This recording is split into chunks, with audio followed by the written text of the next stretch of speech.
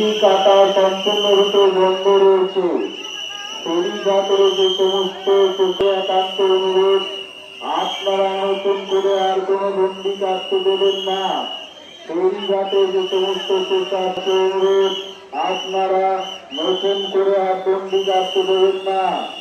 তাই তাই তুমি এবার কার্পেট তুলে নেওয়ার ব্যবস্থা করো। ফেরিঘাট থেকে কার্পেট তুলতে থাকো। নতুন করে আর কোনো দণ্ডি কাটা হবে না। দণ্ডি কাটা সমাপ্ত হয়েছে।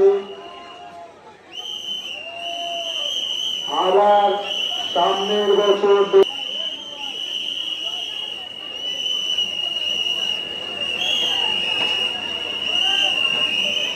জয় বড়মা, জয় বড়মা, জয় বড়মা।